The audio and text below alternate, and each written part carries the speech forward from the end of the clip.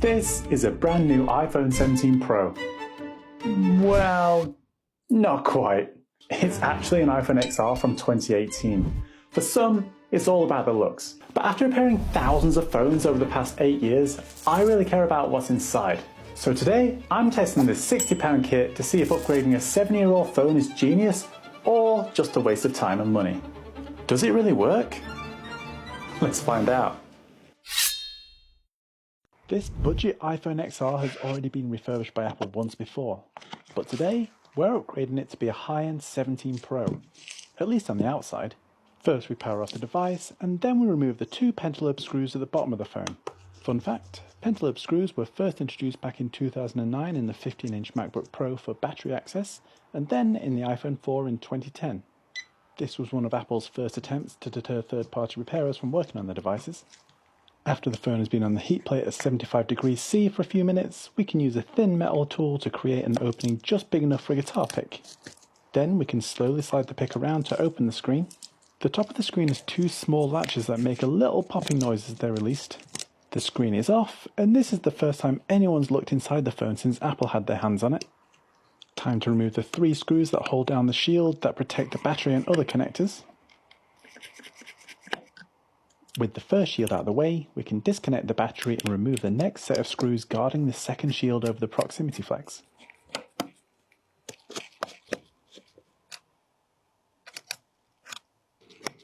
Now to remove the last 2 screws holding down the shield over the display connectors. Once they're out, we pop the connectors free and lift the screen fully from the housing.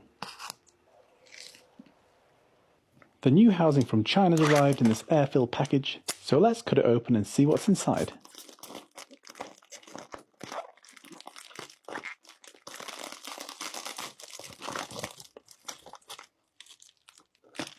It comes safely packed in bubble wrap covered in stickers that say, "Do not take photos." I wonder if this video is okay though.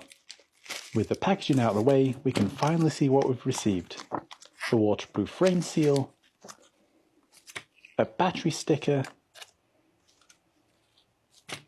and a clear case that looks and feels like it's come from a Christmas cracker. But it's free, so we'll take it. The housing doesn't have any internal parts, but it does have more stickers that will need to be removed. We'll start by the ones protecting the camera lens. Then we peel off the no photo warning sticker, and finally the black one hiding the Apple logo. The suppliers cover this logo just in case Apple's lawyers appear from the shadows and start suing everyone in the factory. After removing the glue residue with alcohol, we can get a better look at the housing. It looks decent, but would you think this is real at first glance? Leave a comment below. I want to know what you guys think. The flashlight on the 17 Pro sits on the opposite side to the XR, so they've included this new flashlight, power and volume buttons to keep the flashlight fully working. Also included with the housing are a new SIM tray and replacement orange buttons. The kit also includes free screwdrivers. It's a nice gesture, but these are poor quality and you will strip screws if you use them too long. If you're looking for a reliable set, I've got much higher quality ones linked in the description below.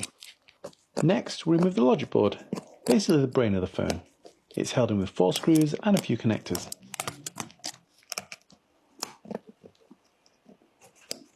Once they've all been removed and disconnected, we can finally lift out the logic board. Now we protect these exposed cameras with these little stickers.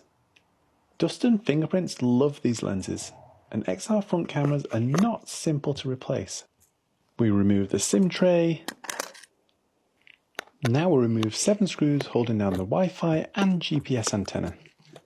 This screw's been a little stubborn, and if you look closely, you can see water's been here before, just enough to start rusting things up for us. I'm using some small snips on one side and unscrewing from the other to break apart these 2 screws. Yes, that's rust. I really hope this doesn't come back to haunt us.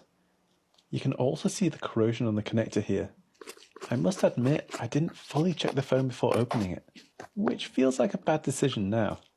The soft foam is hiding 2 more screws underneath, holding the Taptic engine down. The Taptic engine is what makes the foam vibrate. Here we're removing the rear speaker without damaging the sticky foam, so that it can perfectly go back into the new housing with no problems.